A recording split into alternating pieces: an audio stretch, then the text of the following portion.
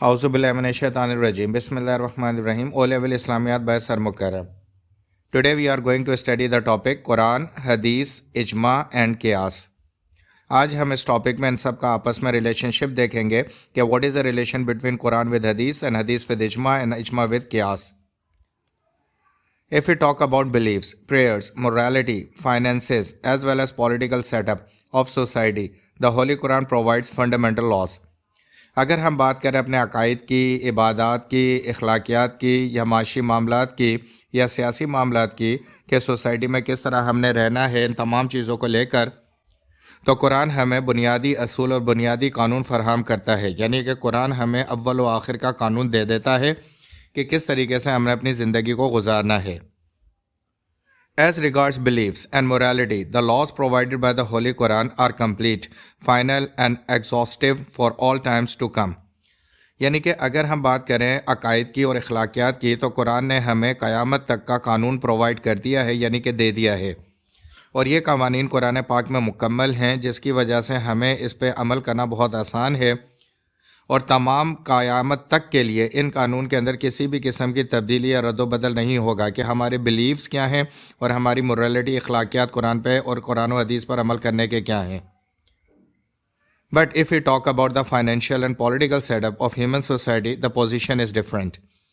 لیکن اگر ہم بات کریں آج کل کے دور کی یا پچھلے ادوار کی یا آنے والے ادوار کی، یعنی ان سوسائٹیز کی جہاں پہ فائنینشیل اور پولیٹیکل ایشوز الگ الگ ہو سکتے ہیں، تو پھر صورتحال ذرا مختلف ہے. یعنی کہ اس کے بارے میں قرآن نے ہمیں اصول تو بتائے ہیں، لیکن وہ ٹائم ٹو ٹائم اس کے اندر رد و بدل ہو سکتا ہے. اس کو موقع کی مناسبت کے حساب سے ہم چینج کر سکتے ہیں، اور اس کو ہم اپنے وقت کے حساب سے تبدیلی کر سکتے ہیں. تو یہ وہ چیزیں جس کے اندر ہم قرآن سے تعلیمات حاصل کر کر اس وقت کی مناسبت سے اس میں چینجنگز لے آئیں گے. If we talk about the affairs of human life, the Holy Quran has laid down some basic laws of universal application. اور اگر ہم بات کرتے ہیں انسان کی کہ انسان کے روز کے معاملات کیا ہیں، تو قرآن نے ہمیں بیسک لاز یعنی کہ بنیادی قانون سکھائے ہیں آف یونیورسل اپلیکیشن، جو تمام نسلوں کے اوپر قیامت تک کے اوپر صحیح اور ایک جیسے ہی لاگو ہوتے ہیں. مثال کے طور پہ سچائی، ایمانداری، دیانتداری انسانی لائف کے اندر یہ بہت ضروری ہے. گھر کی ذمہ داری اٹھانا، گھر کے کام کرنا، گھر کو اچھی طریقے سے دیکھ بھال کرنا، یہ تمام وہ چیزیں ہیں جس میں اسلام نے ہمیں یونیورسل لاز دیے ہیں. Yet it has left room for further legislation by the Holy Prophet peace be upon him and after him. لیکن انسانی زندگی سے وابستہ بہت ساری چیزیں ایسی ہیں جس میں ہمیں قرآن نے اس میں قانون سازی کرنے کا اختیار دیا ہے، اور نبی صلی اللہ علیہ وسلم نے اپنے دور میں بھی کئی دفعہ اور اس کے بعد بھی یہ موقع ہمیں ملتے ہیں کہ جب ہم موجودہ دور کو دیکھتے ہوئے قرآن کی بنیادی اصطلاحات کے اندر وقت کے حساب سے تھوڑا سا چینج لا کر اس کی امپلیمنٹیشن کرتے ہیں. By his followers according to the need of the time, fundamentally keeping in view the limits provided by the Holy Quran.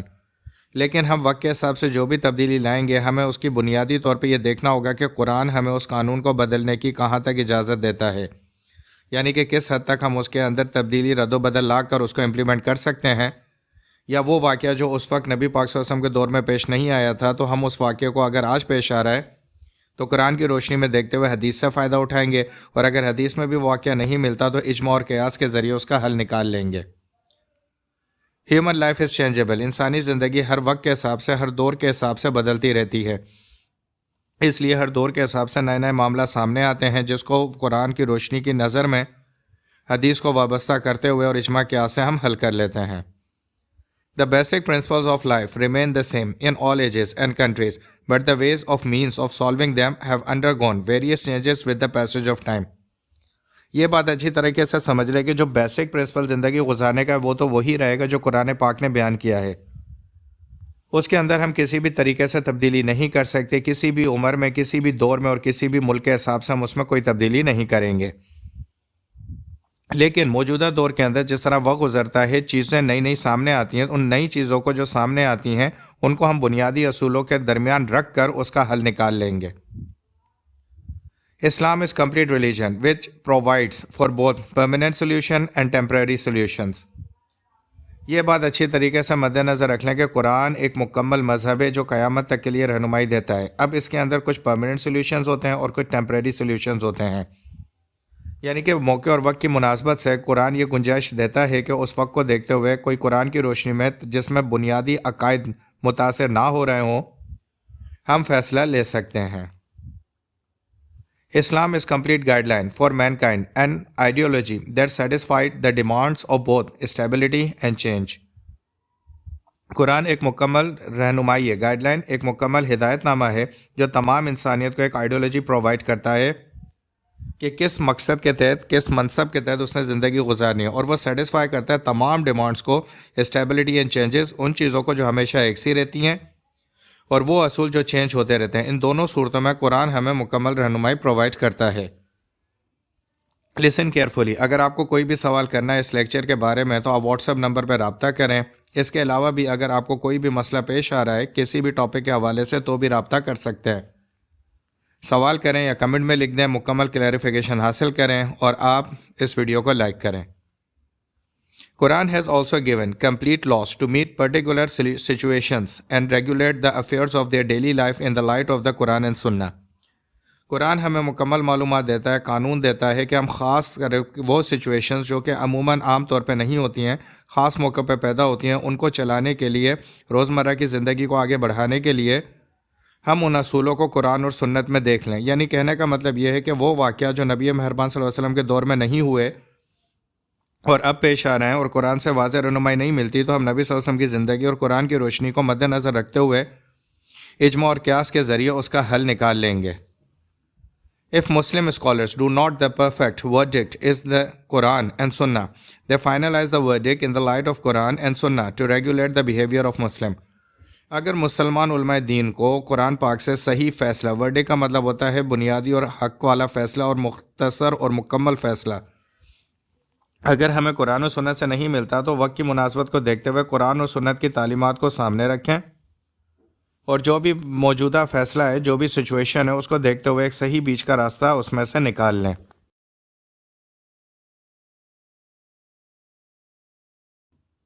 In Islamic society, we have two procedures to regulate Islamic law, ijma and qiyas, called it consensus and analogy.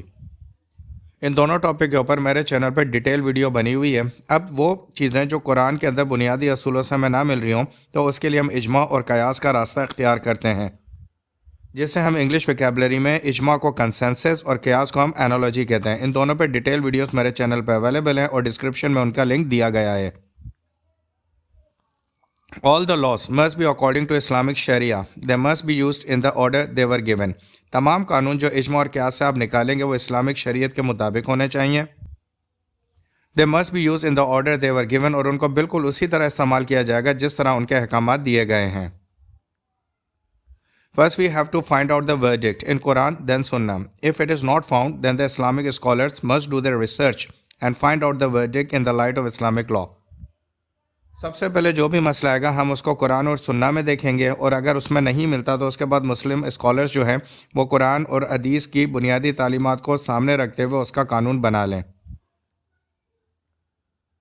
Quran permitted Muslim to this in the following verse. قرآن ہم مسلمانوں کو اس چیز کی اجازت اس طریقے اس آیت میں دیتا ہے کہ او یو بلیو، جو یقین رکھتے ہیں، obey Allah and obey the messenger، وہ اللہ کی اطاعت کریں اور اطاعت کریں اس کے نبی کی، and those charged with authority among you، اور جو تمہارے درمیان علم رکھتے ہیں ان کی فرمانبرداری کریں۔ If you differ in anything among yourself, refer it to Allah and the messenger. اگر تمہارے درمیان کوئی اختلاف ہوتا ہے تو اللہ کی طرف قرآن میں دیکھو، and the messenger، اور اس کے پیغمبر نبی پاک صلی اللہ علیہ وسلم کی زندگی میں دیکھو۔ If you do not believe in Allah and the last day، اور اگر تم یقین رکھتے ہو اللہ پر اور روز قیامت پر، that is best and next suitable for final determination، جو تمہارے لیے سب سے افضل اور بنیادی اور آخرت کی بہترین جگہ ہے، تو اس کو مد نظر رکھتے ہوئے تم اس میں سے حل نکال سکتے ہو۔ تو یہ وہ قرآن کی آیت ہے جس میں ہمیں یہ پرمیشن دی جا رہی ہے کہ اگر کوئی مسئلہ قرآن اور حدیث میں نہیں ملتا ہے تو ہم بہترین زاویے کو رکھتے ہوئے، اللہ سے ڈرتے ہوئے اس کو قرآن و حدیث کی روشنی میں حل کر سکتے ہیں۔ In this, the scholar found the permission according to Sunni Islamic law.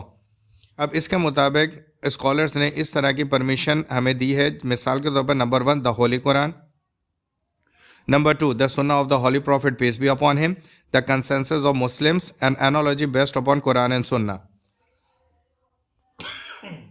یہ وہ 4 بنیادی چیزیں جس کو مد نظر رکھتے ہوئے ہم قرآن کے کسی بھی احکامات کو سامنے رکھتے ہوئے موجودہ زمانے میں جو بھی مسئلہ ہے اس کا حل نکال سکتے ہیں۔ We understand an Islamic law is eternal and progressive, and that is why Islam always remains fresh and modern. ہم سمجھ سکتے ہیں کہ قرآن کے اصول جو ہے انٹرنل آخرت تک کے لیے پروگریسو بڑھنے والے ہیں، جس کی وجہ سے اسلام ہمیشہ تازہ رہتا ہے اور ہر دور کی ضرورت کو پورا کرتا ہے۔ This is the end of the lecture. Kindly subscribe and share the channel. Kindly comment the video in the section comment. Thank you very much.